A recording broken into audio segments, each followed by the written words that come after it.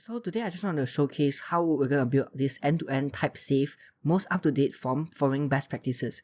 So here we can see it's a really nicely styled form using shadcn, and there's a theme toggle here where we can switch to light and dark theme and even system theme, and all of this is going to be fully done with shadcn. And we can also see that this form is going to be contain the best practices with error handling. So let's say we type out email, right? So it's going to be, let's say if I put an invalid input, I try to go to the next step, right? You can see that here there are error messages with custom error messages telling us what's wrong with the input. And as we type, you can see that the error will slowly go away if you enter the correct email. And here with our name, we can see that there are some custom error messaging, and as we type, it also goes away. So here we can also go through our student ID and choose a year. So this is the second magical step, is the multi-step feature. So look, we're going to be building this multi-form where we have this nice transition animation where we go to the next stream. It's going to be built using framer motion. So we can see that unless we completely validate, so if it's not completely validated, we cannot go to the next step. We have to put in all the valid inputs before going on to the next step. And here we just have to enter our password. If the password also does not match, we can see that it's going to tell us that the passwords do not match, and we can swipe away. So this is all using shadcn, and this will all be type safe. So you can actually pass on this input data back to your backend after I show you how to build out this entire front end. So let's get started on how we're going to build this. I'm going to be starting up a new NextJS project. So we're going to be using NextJS for this. So the first step will obviously be initialize a NextJS project. We're going to do npx creates next app at latest with a TypeScript flag. So the TypeScript is important because we want to have the type input validation, right, using Zod. So we're going to initialize the app. We're going to say the project is called, let's say, shadcn form YouTube. And we want to use ESLint. We also want to use tailwindcss. We're going to be using the source directory. And we are not going to be using the app router in this case. It doesn't really matter because it's just going to be the front end for now. So let's just put the import alias as just alias. So this alias will basically give us the ability to import components through this import alias, like this alias star. So this alias symbol would represent the root directory, and then we can import all our files through that. So we're going to do that as the alias, and so we're going to wait for the project to initialize. So in the meantime, I'm going to show you what exactly we're going to be using today. We'll be using a library called shadcn. So shadcn is a component library, but it's not really a component library in the sense that they give you components that you install or download. It is a component library in the sense that you can see that all these nice components are actually for you to copy paste. So we can see that there are two types of installation. We can do manual installation, which means that we actually just copy whatever the source code of it. So they give us a source code for us to copy into our project, and then we can use those components inside our project, right? So I mean, other than that, we can just, if we do auto installation through the CLI, what we're basically doing is when we run this npx shadcn UI add accordion, it basically copy pastes the source code into our project for us to import. And then we can also go and customize it. So the beauty of this is that it's built on RadixUI and tailwindcss, right? So what exactly is RadixUI? RadixUI is basically it's a headless component library, right? So instead of us worrying about making good components that is accessible to everyone, they give us primitives. So primitives as in like they give us a drop-down menu in which we can go and customize the style fully. So by default RadixUI does not give us any pre-styled components. We have to go and style it manually. They only provide us with the functionality like the closing. If we press escape, it will go and escape out of the model and things like that, right? It doesn't give us a style. So shadcn actually builds on top of RadixUI. So it uses tailwindcss to go and help us style these RadixUI components for us. And then we can just go and use it ourselves and go and customize it as we want. So now that the NextJS app has been initialized, let us cd into that dash YouTube, and let's open it in VS Code. Okay, so let's open this VS Code instance. So the first thing we're going to do is going to try to run the app and see that the NextJS project is running. So we're going to do npf run dev. So it's running on localhost 3000 in this case. So let's open that in the browser. So we'll give it some time to load, and we can see that it runs. So this is a default NextJS page router, and we can actually go into index.tsx. This is the actual page where we show the app, right? So you can see that all these styles, this home component returns, is what maps to this page here. So I'm just gonna delete everything here within the component. I'm gonna return a h1 that says hello world, right? And you can see that it shows up here. I'm gonna give it some styling using Tailwind to make sure that Tailwind is configured properly. So I'm gonna give it text rate 600, and we can see that it styles it properly using Tailwind.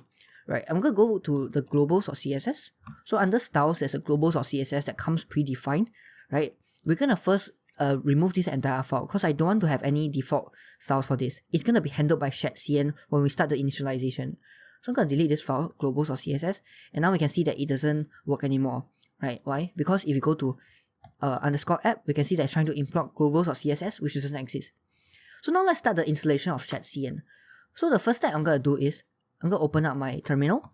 I'm going to open a new terminal and I'm going to run npx shadcn-ui at latest init. So running this, it will give us the initialization file. So it's going to ask us, what style would we like to use? So as far as I know, New York will give you a more compact style. So in this case, we're just going to go for the default. We're going to go for slate as a color, base color. So it's going to ask us where the global CSS file is going to be. We're going to put it as source/styles/globals.css, right? Because this is where we want to configure it and enter. So we want to use CSS variables, and the tailwind config is actually at the root here. So tailwind.config.js. So we'll just follow the default option, and the import alias for components. That means which folder do we want to put all these shadcn components at? We're gonna just say leave it at components. We're gonna leave it a default for the utilities file. Are we using React Server components? Nope. And so we want to actually write these configurations to a components.json. So now we can see that the globals.css has been created by shadcn. So all of these are shadcn dependencies and things like that. So this has been handled for us. We have the components.json. So this components.json is what is defined for the shadcn. So we can see all our styles, the default style, where the tailwind is, where the CSS is, and the base colors. Yeah. So this is the shadcn initialization. So now let's actually try using shadcn and see how we can use shadcn within our app. So right now, if you go back here, we can see that it's still the default hello world. What if I want to try to use a shadcn library? So I'm going to go into shadcn. I'm going to try to search for their button component. So this is a pre-installed shadcn button. So let's see how we can install it. So there's two ways. Manually, we'll basically copy and paste the whole code into our project, or we can use the terminal. So we're going to copy this, align npx shadcn add button, right? So I'm going to open my terminal. I'm going to copy paste this command. So let's look at what it does. So I need to notice right now, in the /source folder, in the components, I have nothing, right? But it says when we're ready to install components, I'm going to press yes. Look what it does. It creates a UI folder, and underneath it creates a button. And all of this code is basically what is being asked to copy here. So all of this code is exactly what's shown here. So you can see that the command line basically just copies paste the code for you so that you don't have to go and worry about creating the correct file. So now we have this button. We can see that it uses variants. So it defines some variants for us.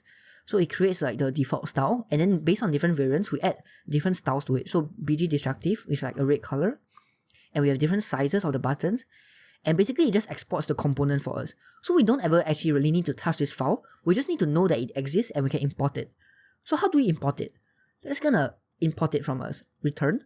I'm gonna go and press button, and we can see that it tries to import from components UI/button. Enter, and we can see that it has been imported for us, right? Then I can close it. I can say hello world. If I save this file, I can go back to my website, and we can see that the button has been styled for us. So that's how we install shadcn components. So we actually just have to, whatever components for shadcn we want to use, we have to go and manually install one by one. So this actually goes and reduces your file size, your final size, because you only use the components that you really want. You only install the components you want. Yeah. Okay. So let's now continue. So now I want to show you how we can build out this theming system, right? Theming light and dark theme. So to do that theming, right, we actually go down to the shadcn website. We come down to dark mode, and these files show us exactly how we can emulate this dark mode settings. So let's follow the steps one by one. So the first step is to create a theme provider, right? So basically we want to wrap our entire app in a theme provider. So this theme provider will tell the entire app whether we are using light mode or dark mode. So the first step is to install this package called NextThemes. So I'm going to come down to my terminal. I'm going to do npm I NextThemes. So NextThemes will give us the provider functionality. And now I can copy paste this line of code into my main app. So this underscore app wraps our entire component. So if you want to provide a provider, we should wrap the entire app with this. So we'll import team provider as next team's provider. And now we can just wrap the entire app with this next team's provider component. So instead of just returning the component, now we want to wrap the entire app with this new provider. So I'm going to come down here, next team's provider.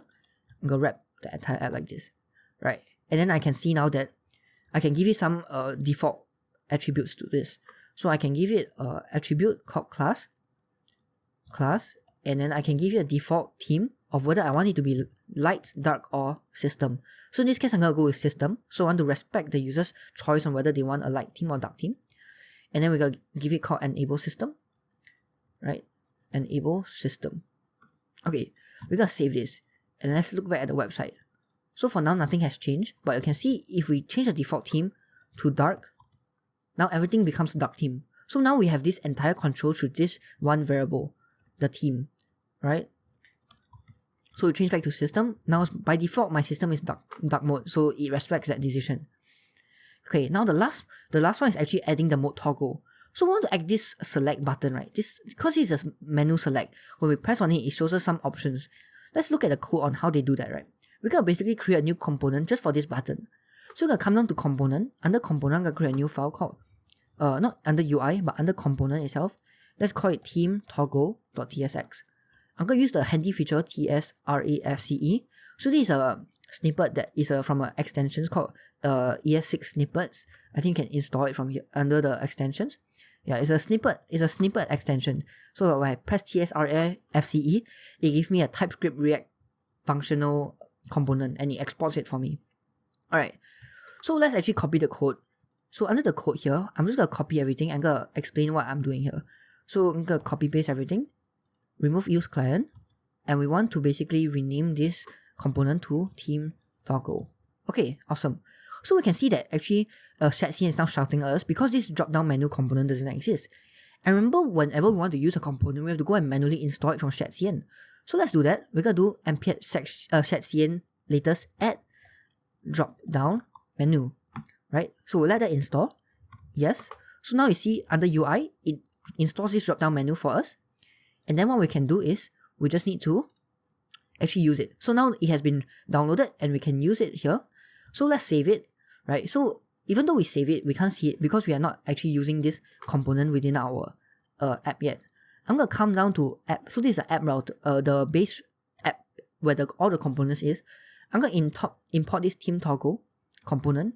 I'm going to initialize it here and we can now see that it exists here. So it exists beside our Hello World app.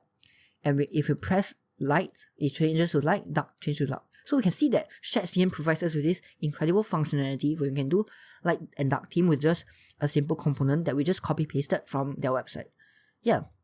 So let's actually position this well. So in the final product, we actually position it absolutely to the top right hand corner of the screen. And how do we do that? One way is to go into the team toggle itself and we can come down and basically we can wrap the entire thing with a div. Right? Let's wrap the entire thing with a div. And then we can give it a class name of position absolute, top 6 and right 6. So this will place the component absolutely at the top. However, let's learn about best practices. We don't actually want to really specialize this class name here. Why? Because this team toggle itself is a very reusable component. We don't want to hard code the position within the component itself. We want to provide the class names through a prop. So imagine we can give it a prop called class name, and then we can go and come here and just pass in class name here. If we do that right, we can come to app and then we can give it a class name attribute here and we can go and style it however we want. And the beautiful part of this is that we can reuse this team toggle wherever in our app we want.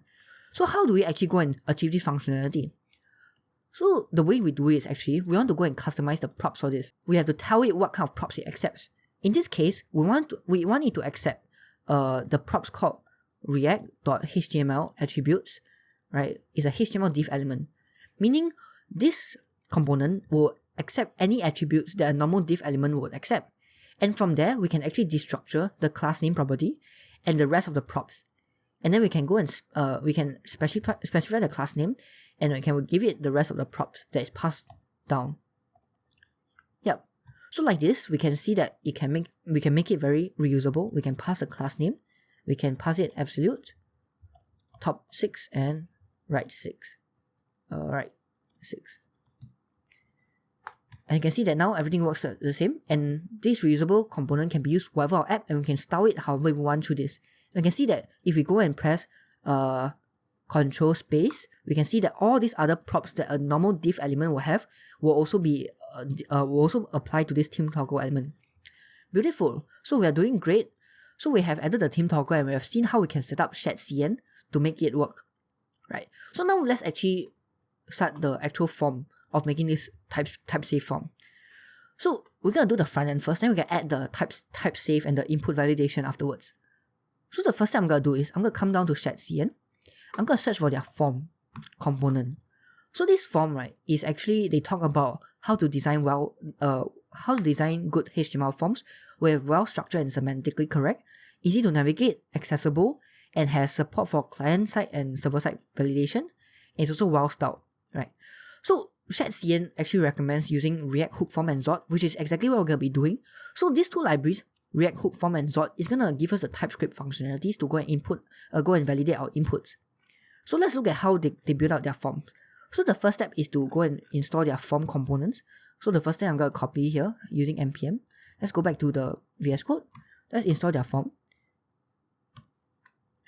And let's look at how they actually define the form. Alright.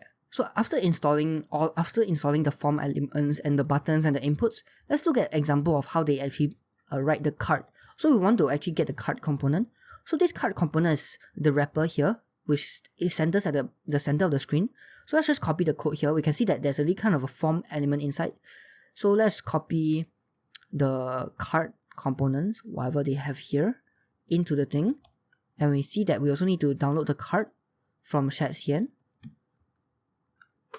Press yes. And then we need input. Do we have input? Let's copy paste this input and see. So we don't have, do we have input? Okay, we have input already. So now we just need this card with form. So let's copy whatever they have here, the card component. Let's copy paste it into our project. Return card. Okay, so they want the label here also. So let's just copy the label and the select element. So select and label. So we can see shadcn is just about a lot of copying and then go and customizing the style yourself. Right? So let's go and install the select component. Awesome. So let's give it a while and save it. And can now see that module build. Now we can see the card component is here. So it's the exact same one is shown in the preview. Right? So now let's actually start customizing the card component so that we can make it look like the form here. So first let's center it on the screen. To do that, I'm going to wrap the entire thing with a div. Okay, wrap the entire thing with a div. And I'm going to give the div a center styling. So let's wrap the thing with the div. And under class name, we'll give it absolute positioning, top half, left half. So if you just do that, you will actually position the top left hand corner of the div in the center, but we still want to translate it half so that it actually perfectly aligns. So all we need to do is negative translate x half and negative translate y half. And if we do that, we can see that it perfectly centers on the screen. And the light mode and the dark mode still works fine. Yeah. So the reason why it's actually jumping up and down right now is because under our app, we should also provide a div, right? And we can make it the min height screen so that it takes up the entire screen so that it doesn't jump around when we actually go and select. Yeah. So perfect, we are doing really well. Now let's actually start making the form. If we come down to the card, let's just go and style, give it some proper semantics. So say register, start your journey with us today. So look at how they actually format it. We have a card component and we have this card header. Under the card header, there's card title and card description. So this all semantically maps to the title and the description here, and it's all pre-styled for us. So it gives us this very clean look on that, right? And then under the card content, we can put our form here. So in this case, they already has given us a form, but in this case, I'm going to remove it so that we can start everything from scratch. We're going to remove the card footer here, which is the buttons, right? Because we want the buttons to be within the form itself. So let's delete that, and now it's just left with this, a card. So before we actually start building the form, let's talk about Zod and actually what is React Hook Form. So it has been mentioned in the docs here, we're using Zod and React Hook Form for the form schema and the validation. So Zod is a TypeScript library that does schema validation for us. So we can actually define how we want the form inputs to be like, and then Zod can then use that information to ensure the input is valid. So what we're going to do here is under source, we're going to create a new folder called validators, and under that we're going to create a auth.ts. So we're going to import Z from Zod, right? We're going to import Z from Zod first, and then with that, we're going to do export const register schema equals to Z.object. So this object will involve all the fields we want for our form. So we want an email, right? So it's gonna we can call Z.string. So we're telling Zod that this email field in our input is gonna be a string and it has to be an email, right? So it has to be a string and an email. And the next thing we want a name field. We want it to be a string. We want to have a minimum of 3 characters and a maximum of 255 characters. And we want a student ID, right? It's also a Z.string, min3, and let's just give it a maximum length of 7 and a minimum length of 7. Meaning that we want this student ID to have exactly 7 character length, no more and no less. And we have a year, so what year they are in. So let's just call it a Z.string. Just a string with a min value of 2 and a max value of 10. 10. So this represents what grade they are in, year 10, 11, 12, and so on. Then we have the password and confirm password field, right? So password is a string of a min 6 characters and maximum, let's say 100 characters. And for the confirm password field, we have something very similar to that. Yeah, so this schema basically will tell the form what it will look like. And with that, we can actually go and start defining the form using React Hook Form. So React Hook Form is also another library for performance and flexible type safe forms for us. So it provides us this very modular library for us to go and define our form. So let's look at how we can actually do that. So going back to shadcn in their form component actually really suggests that we use Zod and also use React Hook Form to go and create a best practice form. So the first thing here is let us define the form schema. So we have already done that. We have defined our register schema, which is this form schema. The next, right, is actually to use this use form hook. So this use form hook comes from the React Hook Form, right? So let's try to install React Hook Form, npm React Hook Form. And while that is installing, we come to our index.tsx and we're going to do const form equals to use form. So this use form is imported from React Hook Form. Right, let's follow what they are saying. And so what is this z.infer type of form schema? It might look very confusing. It's like a TypeScript thing, right? But what it's really saying is we want to convert this form schema. So right now we have this Zod object, right? We have this Zod object. We want to convert it to a TypeScript type. So we want the TypeScript type to look something like email string, name string, something like that, right? So we can do that. Zod actually gives us that option to do that. So the first thing is we're going to import that schema, right? Import register schema from validators auth, and we're going to define the type input to be z. So z, right, it comes from Zod, z.infer. So z has an infer method, and we can pass in type of register schema. So this type of register schema will return us the type of this, and then Zod can infer what it is. So if we hover over the type, now we can see that this input type is exactly what is inferred from the Zod schema. So with this type now, we can pass it as a generic argument to use form input.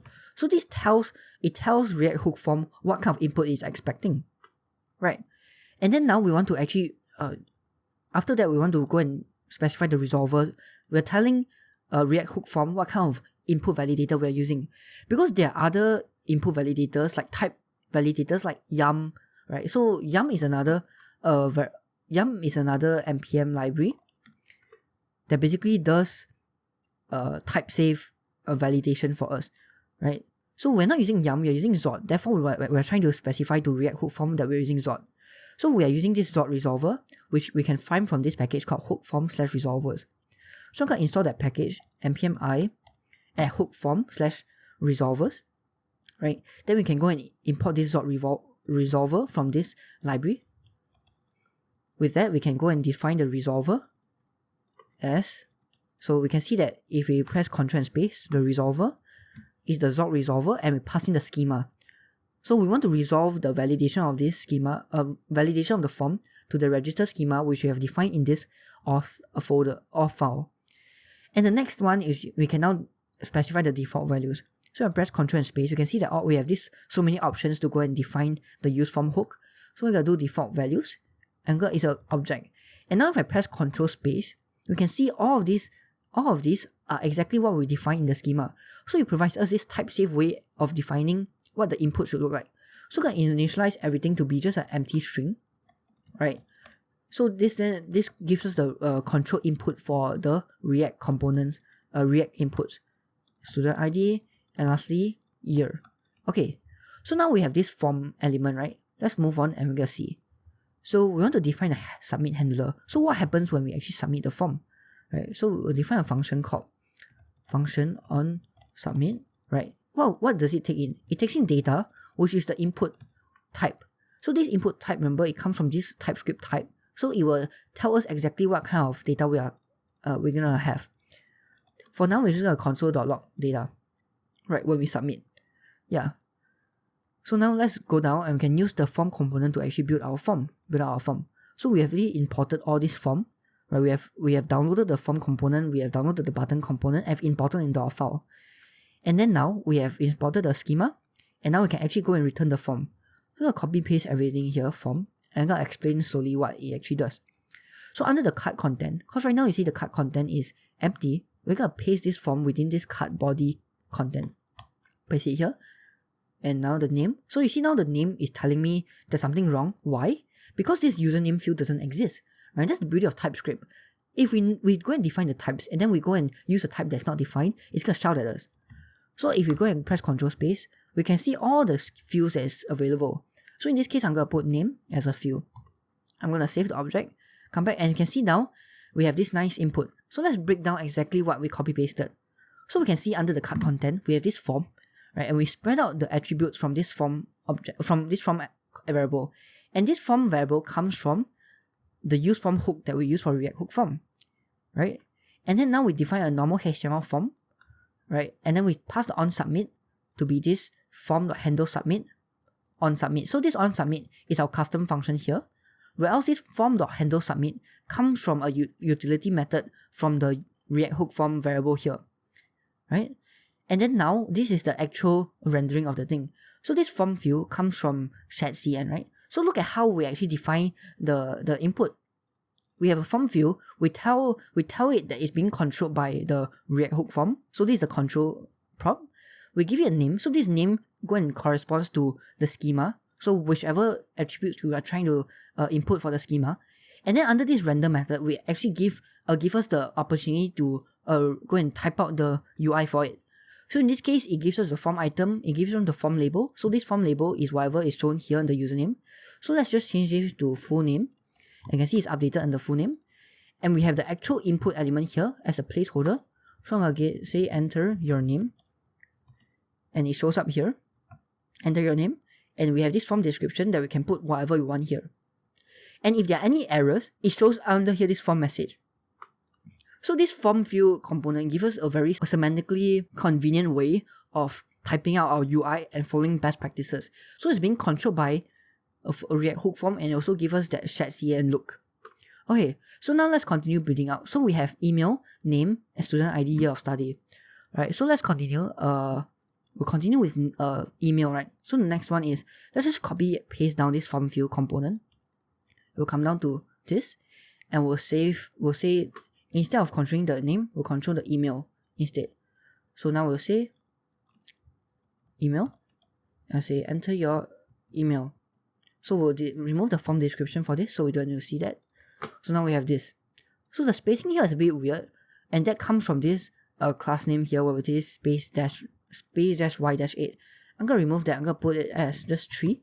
So it looks a little better now. Alright, next. Now we're going to put the student ID. I'm going to copy paste it down once more. So instead of controlling the name, we're going to give it the student ID field. So we'll say this is student ID. Enter your student's ID. And now it shows up here. So let's look at the control input, right? How do we actually know that we can see the input? So this form variable that is passed back from the use form, it gives us this very handy function called form.watch. So if we call this form.watch, it provides us with the updated information. So let's look at the console of what it shows. So inside here, we can see that it shows us the object of all the fields that we have go and define in our schema. So whenever we type in, right, we can see that it updates in the object itself. So under name, we can see that it has shown us the input. So it updates as it goes.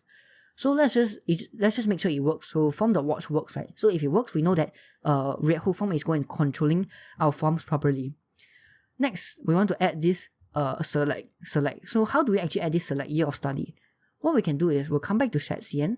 We'll look out for the select component. We'll look at it in the context of a form. So we'll come down to code. So you can see that it's using the form and the sort thing. So we're going to copy the select. So we have the select elements here already. So we just need to copy the actual component. So under here, we have this form item, right?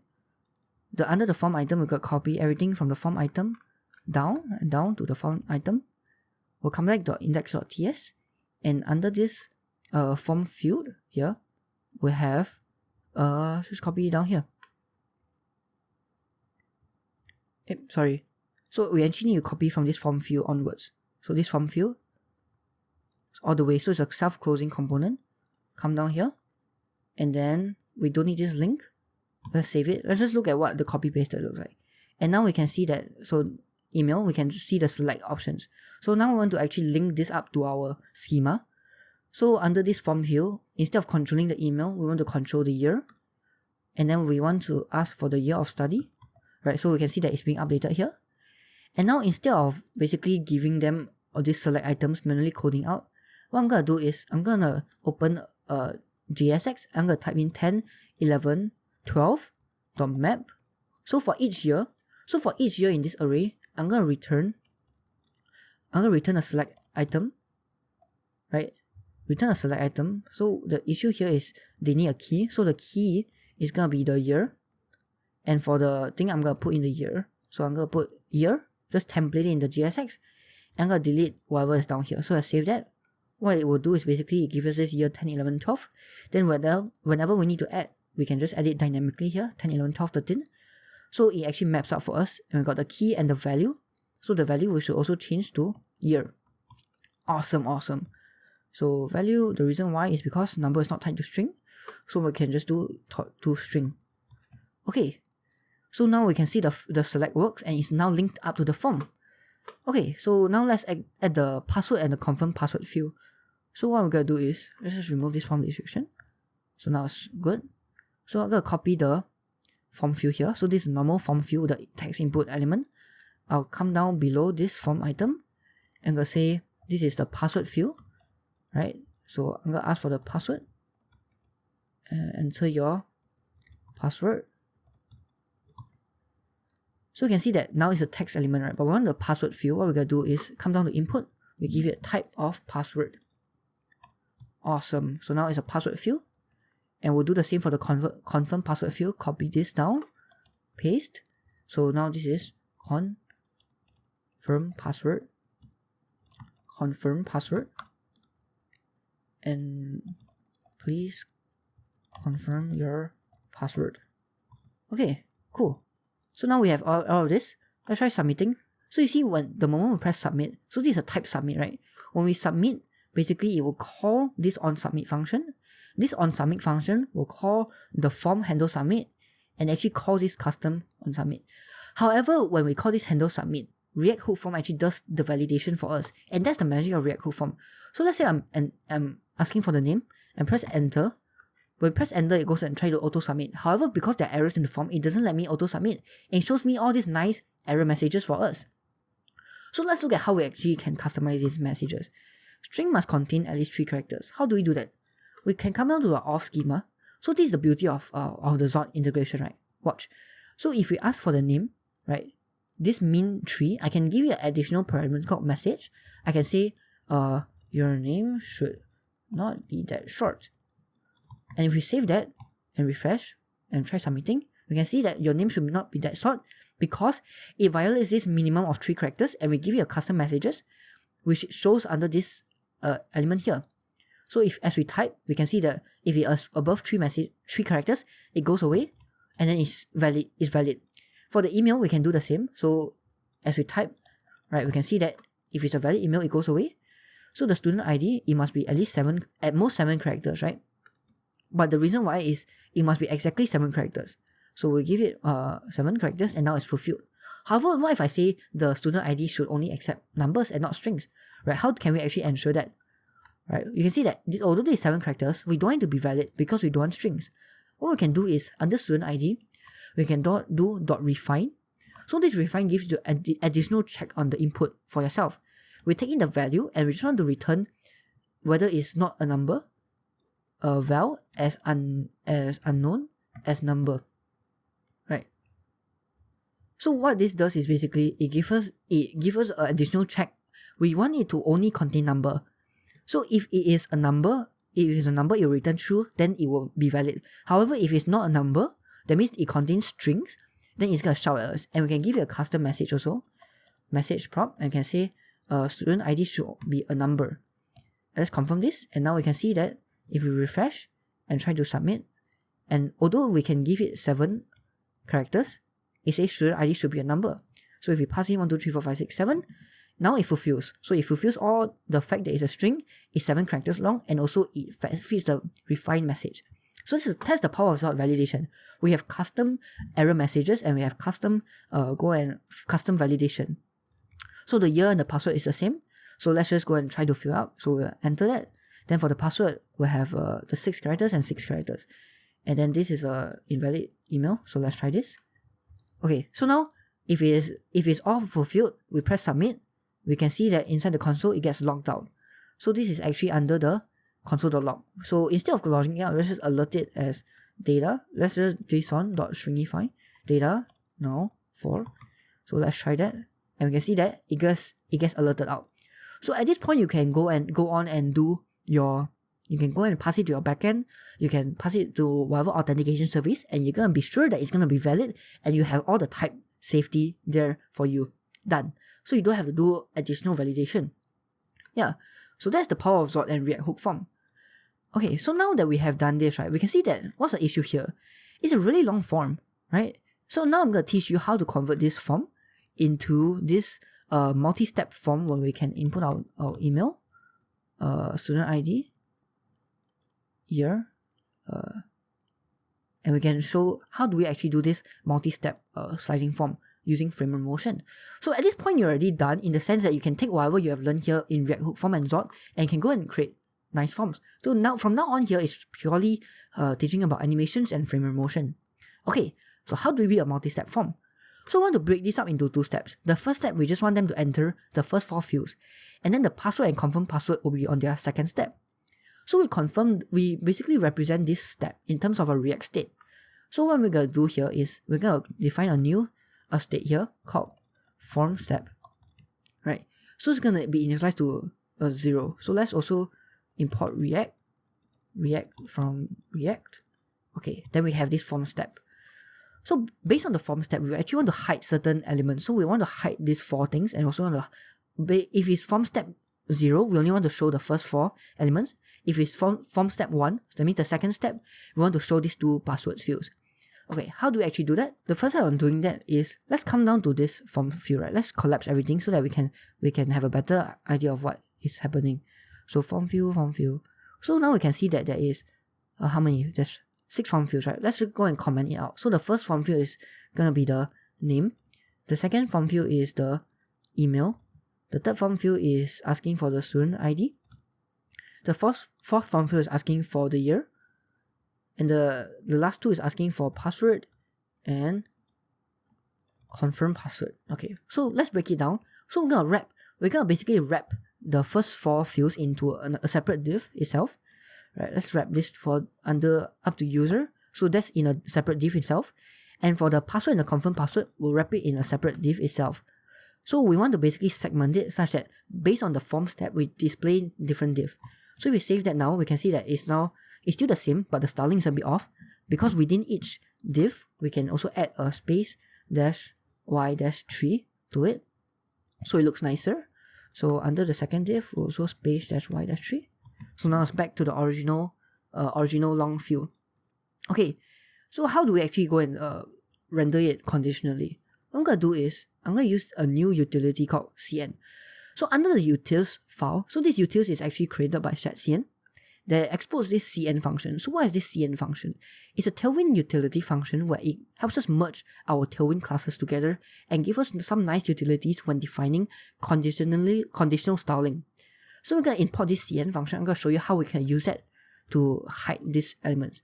So for the class name, I'm going to go and represent it as just a JavaScript thing. I'm going to import cn. And for the first thing, we're going to just do space dash y dash 3. So nothing has changed except for the fact that I'm using this cn utility function. So nothing has changed.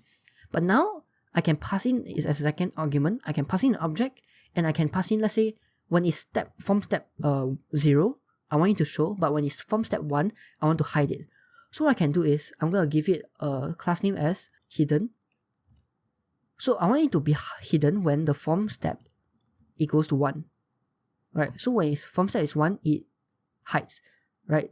But the thing is, when it's not, when the form step is 0, it shows. I'm going to do the same thing here. I'm going to copy paste the class name to the second div here,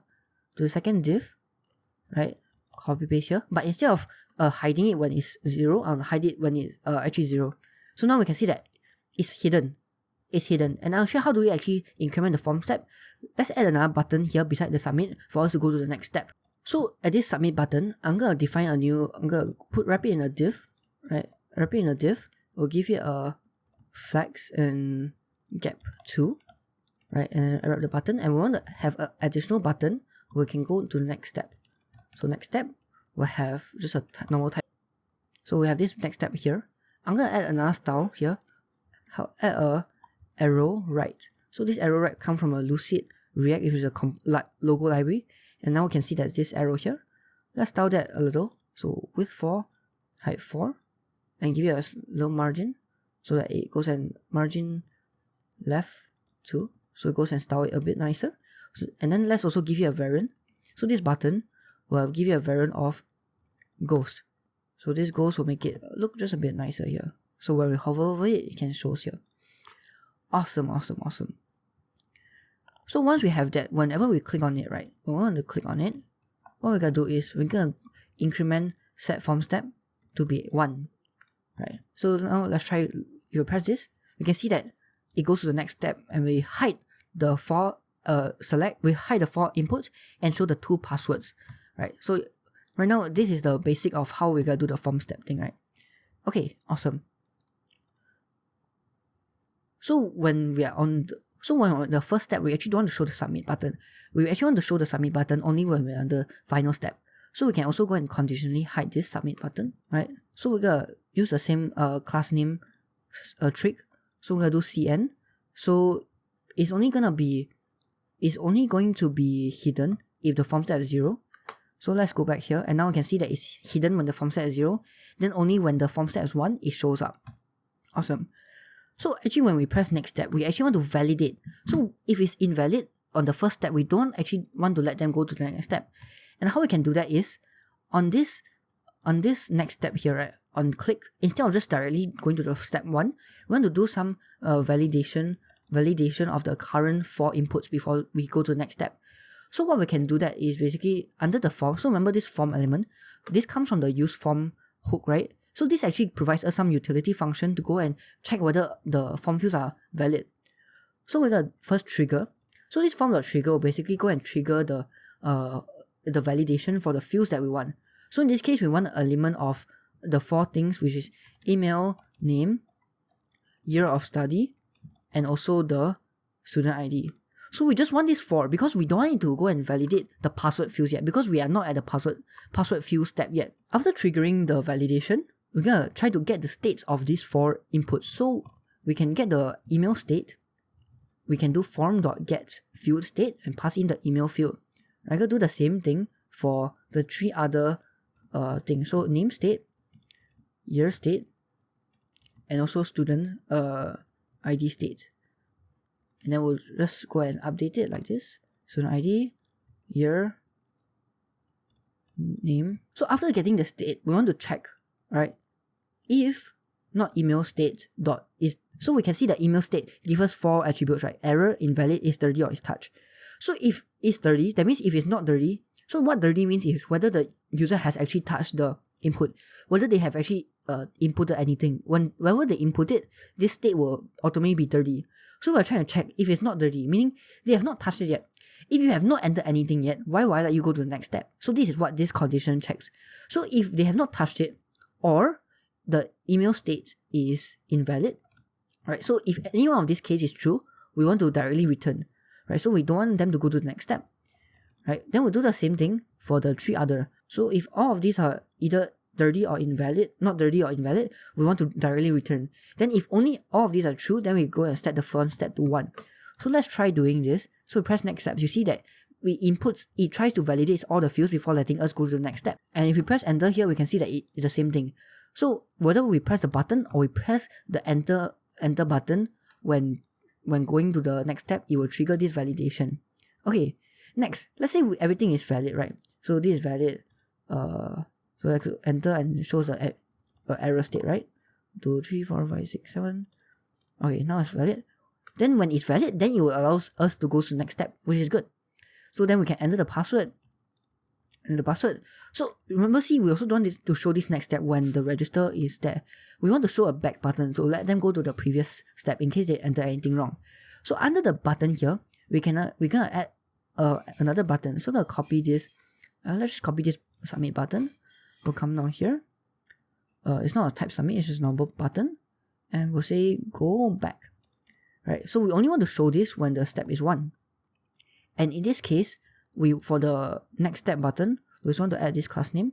We want to hide it when the form step is 1. Yeah, so this should be 0. Let's see if that works. Go back. Okay, that's good. So the variant is also be ghost type. So if it's ghost, and then when on click, so if we click on it, it should set the form step to 0. Okay, awesome. So now everything works. We can see that it's working. So if we go and try to enter and go to the next step without validating, it will tell us it's not valid. Then if it's valid, we are able to go to the next step, and we are also able to go back and we'll set the password. And if everything is fine, we submit. We can see that the thing is triggered and our custom alert is triggered here. Awesome. So everything is going well. So let's add one more check whether the passwords are equal. So we're gonna use the toast feature of shadcn. So a toast is basically an alert. So when we press this button, you see this thing that comes up here where we can swipe it and remove it, right? So we're gonna be using this toast notification to alert whether the passwords are the same. So to actually go and install this toast component, let's just come down to the CLI, copy the command, come down, install the toast. So we'll follow the step. So first we need to add the toaster component inside our main app. We're going to copy this toaster element, come down to _app. We'll add this toaster underneath our component, so toaster. Okay, so once we have added toaster to our main component, we can now use this use toast hook and go and trigger it. So under index.ts, we're going to check if data. So you see it shows us all these statically typed attributes that is on our data. So if data.password not equals to data confirm password, what we're gonna do is we're gonna show a toast.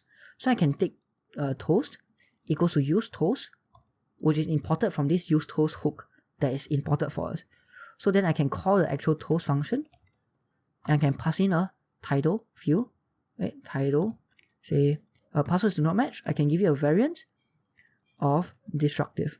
And with that, we can see that if we go and enter, right, let's go and try submitting, invalid email, 1, 2, 3, 4, 5, 6, 7. So next step, right, we can see that, let's say the thing is not valid, it will give us the passwords do not match field. So under here, we can also give it a early return so that it doesn't go and do the alert. So if you submit, it says passwords do not match, then only if it's the same, like 1, 2, 3, 4, 5, 6, 1, 2, 3, 4, 5, 6, only if it's the same, then it alerts and whatever passes through. Okay, so we're doing really well. So now let's actually start adding the animation of this sliding thing. Right. So for that, we'll be using a library called Framer Motion. So Framer Motion is a React library that gives us very nice animation hooks and utilities to write. So the first step will be to install the npm install Framer Motion. Okay, so after installing that, let's think about how we actually want to structure this. So how we do this is, let's look at the console and see what's actually happening. So you see under this div here, and I got this go back. Look at where this div is. There's actually this div is being translated over. So you see this transform property, translate x. Whenever we do that, you see it's just basically translating in and out of this div. And here we can see that there's this overflow hidden versus overflow hidden. So this form overflow hidden, if I remove this property, we can see what's really happening. Do you see?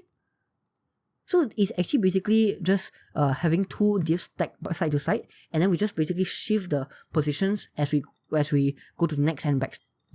So if you actually have the handle if you have the overflow hidden, it will look like as though it's sliding in and out. So to add that, how we're gonna do that is we want to basically control the translation of the div based on the form step. So to actually go and make a div into something that Framer Motion controls, so we can import motion from Framer Motion, right? And then remember here we have these two overlapping div. So this div is the one that is the two wrappers for the two big sections, right? So the first div contains the 4 inputs and the second div contains the 2 other inputs. So we're gonna convert this div into a motion.div. And with this motion.div, I can now control the translate. I can give it a animate property, right? I can give it a translate x property. Let's say I give it 200. What happens here? See, it goes to the 200. If I give it 100, it slides. So based on this property, I can control whether it's translated to the far right or to the far left. So we're gonna start out with 0, right? So remember, if we give it let's say negative 100%, it goes all the way to the right, to the left, which is exactly what I want. So how do we actually map that? So when the form step equals to 0, we want the translate x to be 0. Then if the form step is 1, meaning it's on the second step, we now want it to translate to negative 100%, right? So then translate x will be negative 100%, right? So how do we actually do the mapping, right? That's simple. All you do is we put in a template string and we'll have negative form step times 100%. If we do this form step negative 100%, right, look what happens, right? So initially it's gonna start with 0, but if you go to the next, it will go and translate all the way to the right. So right now we're just unmounting it. So right now we are just basically, you see there's another thing here where we hide it when the form set equals to 1. Let's just comment that out so that we can see that it's working. So now, let's say the thing is valid again. So make it valid 3. Right? Look. You see? It slides over. Right? So the first step is done where we let it slide to the left. But now we want this second part, this password field, to come up. How do we actually make it come up? We can make it position absolutely. So we're going to come down all the way to this div. So remember, this div is the one that wraps the 2 password fields. We'll remove the hidden thing and we'll make it position absolutely. Right? Position absolutely. Actually, let's put it in here. Absolutes. So let's look what happens. So this position absolute, and we want it to be top 0, left 0, and right 0. And what do we want it to be positioned relative absolute to? We want it to be positioned absolute to this form element, right? So under the form, we can come down here. Under class name, we can add a relative class to it. Relative. And then it will absolute, right? I also want to convert this a wrapping div into a motion div so that it can also transition properly. Okay, so now you can see that it's stacked on top, right? Right, it's stacked on top, but we still want to hide it when it is not there. So when it is on the form step 0, right? So if you come back here, we want it to be shifted all the way to the right, right? So that when the second step comes, it slides in from the right toward here. So we have another animate property here, but this time, what do we want? So when its form step, when its form step equals to 0, the translate X should be 100%, meaning that it's shifted all the way here to the right. So that's what the 100% means. And then when the form step equals to 1, we want it to be translated back to 0. That means translated back into this original position. So we can just do that. We'll do translate X. We want 100 minus form step times 100%. Right? So this math will work out to whatever mapping that we have here. And now we can see that when it's form step 0, it's mapped all the way to the right. And then as we go on and type in the message, we can see that, see, it slides left and right. And now all we need to do is we just have to take the form element here and we'll give it an overflow X hidden, and then it will work. So now if you go and enter, like, we'll input valid 1 2 3 4 5 6 7 year of study, and we'll go to the next step. Now everything works. So you can see that there's this bouncy effect, whereas where in mine is a more linear approach. And how we can do that is under the motion div, there's another property called transition, right? So this gives us another property like whether we want to bounce or how damp we want. So in this case, my setting was, I put it as ease equals to ease in out, right? And let me copy that down to the second motion div. And if I do that, we can see that it goes and ease like this. So it has a more nice easing effect. So the last issue we need to fix is whenever we refresh, right, you see the second div actually starts out with 0 and then transitions to the right. So we just need to basically on the second div, as a default, we can give you a style of this translate X thing so that by default it stays on the right, and then whenever the step changes, it comes back to the right, to the left. And then I think that's it, that's completed. So if we enter the name, alright, we can see that all the thing matches, everything works. Next step, and everything has been recreated. We can enter the password. If it's not the same, it will shout at us. If it's not the same, it will shout at us. Alright, so if passwords do not match, and if it matches, then it submits. And then with this information, you can pass it your backend and do whatever you want with it. So I hope that this tutorial has been helpful. So we have learned Zord, React, Hook, Form, shadcn, also learned how to use framework motion to create a up-to-date best practice form that's end-to-end type safe.